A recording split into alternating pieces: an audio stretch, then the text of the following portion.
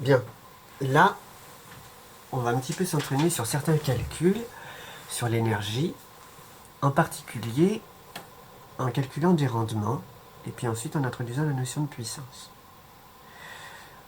Bon, il y a deux équations à connaître, une qui est vraiment fondamentale, c'est-à-dire qu'on ne peut pas la démontrer, elle.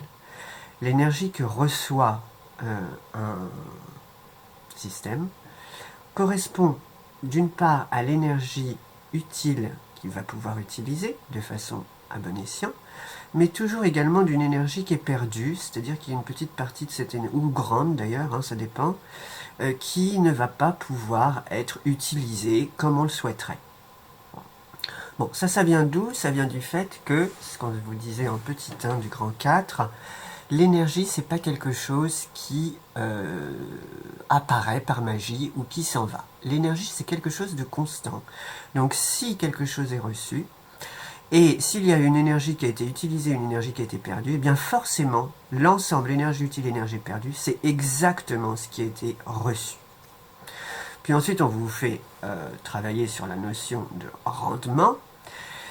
Le rendement, donc, est directement, alors ça c'est plutôt une introduction de l'homme, cette notion de rendement, il va définir le rendement d'une machine, par exemple, comme étant l'énergie qu'elle va utiliser, à bon escient, sur l'énergie qu'elle va recevoir. Forcément, c'est dans ce sens-là. Vous voyez très bien que l'énergie utile est plus faible que l'énergie reçue à chaque fois. Par exemple, si je reçois 5 joules, je vais pouvoir en utiliser 3, et puis 2 qui vont être perdus. Donc le rendement sera de 3 joules sur 5 joules, c'est-à-dire 3 cinquièmes. Ça fait 0,6. On peut d'ailleurs le mettre en pourcentage, ce qui ferait 60%. Donc à chaque fois, ce qu'il faut faire, d'une part, c'est de bien savoir quel est le système, à quoi correspond l'énergie reçue, à quoi correspond l'énergie utile, à quoi correspond l'énergie perdue. Regardez cet exemple-ci, on a une petite LED qui reçoit, vous savez, de l'énergie électrique lorsqu'elle est branchée au circuit électrique. Elle le transforme en une partie lumineuse, d'énergie lumineuse, ça c'est exactement ce qu'on cherche, mais malheureusement, elle chauffe un peu et ça, on n'en a pas besoin. On aimerait bien, au contraire, que cette énergie qui rend compte de son augmentation de température soit plutôt de l'énergie lumineuse. Mais on ne peut pas faire autrement. Et donc, l'énergie reçue ici, c'est bien l'énergie électrique. L'énergie utile, c'est bien l'énergie lumineuse.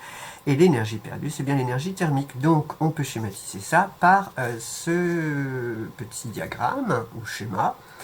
Avec, vous voyez, j'ai mis une grosse flèche pour l'énergie électrique, une plus petite flèche pour l'énergie lumineuse, et puis on espère une toute petite flèche pour l'énergie thermique, pour bien expliquer, avec les yeux, que tout ce qui rentre dans la LED, en fait, est bien utilisé, il n'y a pas de perte, enfin, pas utilisé, mais en tout cas, ne disparaît pas, existe toujours, mais sous deux formes, une qui est utile et une qui est perdue. Alors, le rendement de cette LED, typiquement, on va le calculer. Vous avez bien compris que comme il y a une énergie sur une énergie, le rendement ne va pas avoir d'unité. Ça devrait maintenant vous paraître logique. Typiquement, si la LED reçoit une énergie électrique de 0,38 joules, et si l'énergie lumineuse est de 285 millijoules, on sait que eta, par définition, c'est l'énergie utile, c'est-à-dire ici l'énergie lumineuse, sur l'énergie reçue, c'est-à-dire ici l'énergie électrique.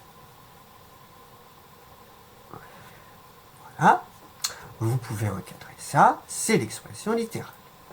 Et puis, le reste, d'abord on va passer à l'application numérique. Alors attention, l'application numérique c'est toujours la même chose, on fait attention aux unités notamment, là on a du 0,38 joules, là on a du 285 millijoules, donc vous voyez que c'est pas dans la même unité.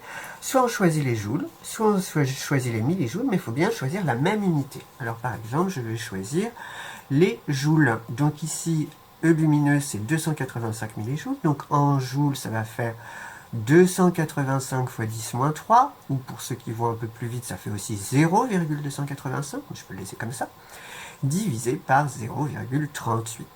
Et ça, si on le calcule, ça fait combien? En espérant que mes calculatrices fonctionnent.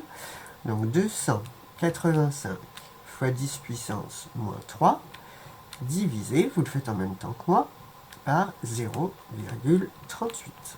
Et on trouve...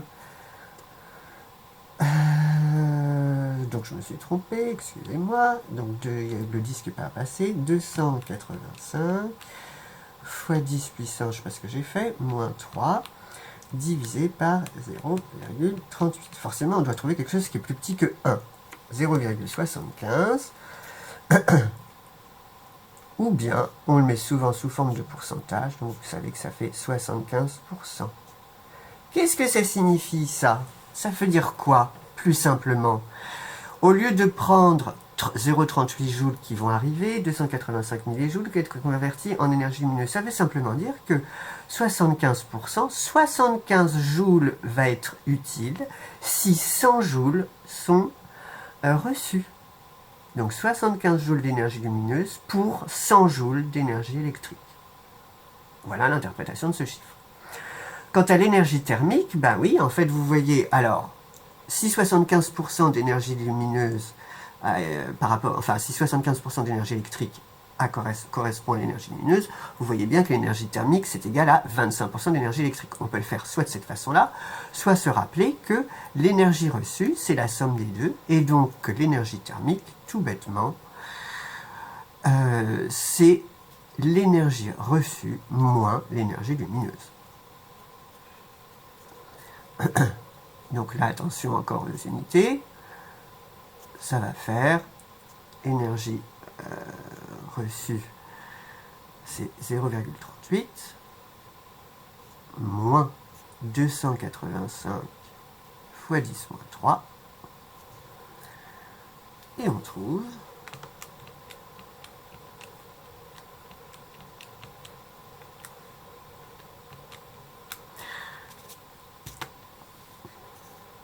0,095 joules, c'est-à-dire encore 95 millijoules. Voilà. Alors, je vais faire ça proprement. On encadre l'expression littérale.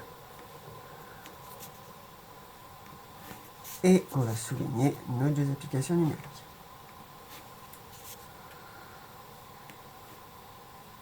Bien. Dernière grandeur, la notion de puissance. Elle est très importante. En mise en évidence, regardez un petit peu la comparaison de deux centrales nucléaires. L'une qui se trouve en Seine-Maritime, construite en 86, et l'autre à Fessenheim, dans le Haut-Rhin, plus ancien. Et on vous donne une production énergétique pour les deux de 9 10 puissance 12 joules en 30 minutes pour la première, 35 10 puissance 12 joules en 5 heures pour la seconde. Quelle est la question posée? Quelle est la centrale nucléaire la plus performante? Alors, on sent bien qu'il va falloir bien sûr utiliser ces deux nombres. Mais comment? Est-ce qu'il suffit de les comparer? On voit très bien que 9 10 puissance 12 joules en 30 minutes, c'est très difficilement comparable directement avec 35 10 puissance 12 joules en 5 heures. Ce qui est important, c'est aussi le temps que met la centrale pour créer une certaine énergie. Il faut donc essayer de non pas dire en 30 minutes et en 5 heures, mais en une durée qui soit la même pour les deux.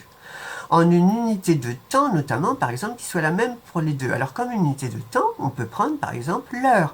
Combien celle-ci va-t-elle produire d'énergie en une heure ou par heure?